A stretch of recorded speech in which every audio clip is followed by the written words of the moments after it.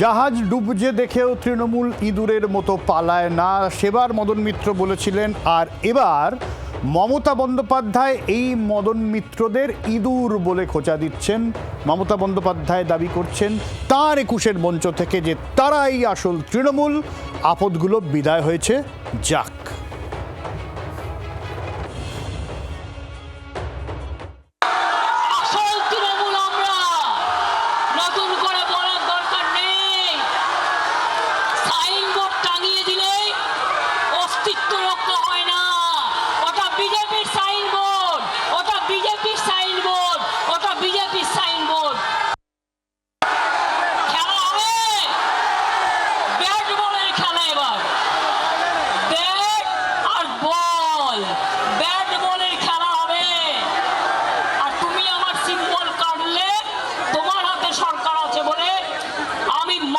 Symbol গ্রহণ করবে, যদি সেই সুযোগ আসে আমি ছাড়বো না, আমি সুপ্রিম কোর্ট পর্যন্ত দেখব।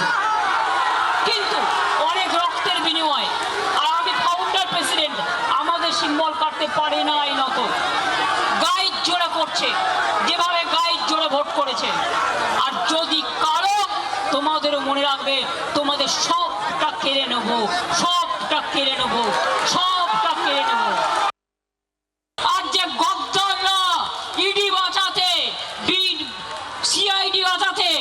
সিবিআই বাঁচাতে চলে গেছে নিজেদের রক্ষা কবচ নিতে। তাদের জন্য আমি বলি ক্ষমা করুন, আপনাদের আর প্রয়োজন নেই। ভালো থাকুন, আপনারা ভালো থাকুন, আপনাদের পরিবার ভালো থাকুন, ধনে মানে প্রাণে সম্পদ নিয়ে আর নিজের পরিবার নিয়ে ভালো থাকুন।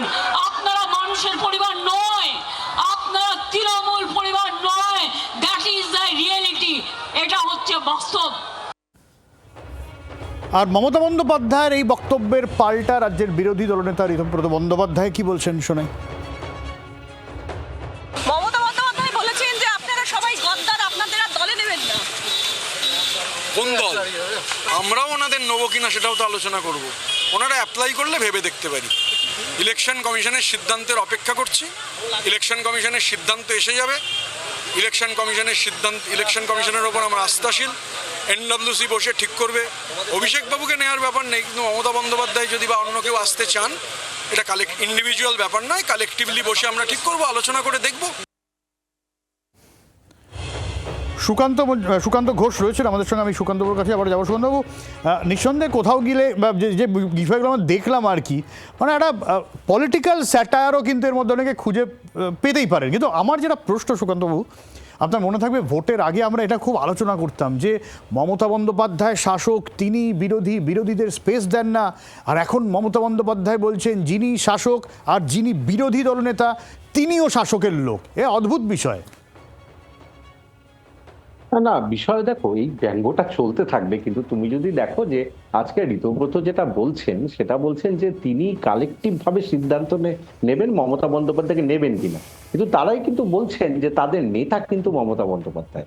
এই যে দু ধরনের বক্তব্য মদন মিত্রের মধ্যেই আমরা পেলাম, যে এইভাবে অন্তত বোঝার দায় হচ্ছে সব্যসাচী যে কারা বিরোধী দল, মানে বিরোধী দল হিসেবে কারা সরকার পক্ষের সমালোচনা করবে, এটা নিয়ে কিন্তু রাজ্যবাসী সহ আমরাও মানে ভাবছি, মানে এটা কোন জায়গায় পৌঁছে গেছে যে বিরোধীদের বলতে দেওয়া হয় না। মমতা বন্দ্যোপাধ্যায় নিজেই বিরোধীদের জায়গা দিতেন না, যার জন্য শুভেন্দু অধিকারীকে হাইকোর্ট পর্যন্ত, সুপ্রিম কোর্ট পর্যন্ত যেতে হয়েছে একটা সভা করবার জন্য। সুতরাং আজকে তিনি বিরোধিতার স্পেস খুঁজতে চাইছেন ২-৩ মাসে, কারণ যখন তার দল এরকম দুর্নীতিতে নিমজ্জিত, তাহলে একটা অদ্ভুত পরিবেশ তৈরি হয়েছে রাজনৈতিক, যেখানে ঋতপন্থী, কালীঘাটপন্থী, তাদের মধ্যে কোনো সমন্বয় তো দূর থাক, তারা বিভিন্ন ভাবে বক্তব্য রাখছে যেগুলো তাদের বিরোধিতার জায়গাটা আলগা করে দিচ্ছে বলে মনে করছি আমি, সব্যসাচী।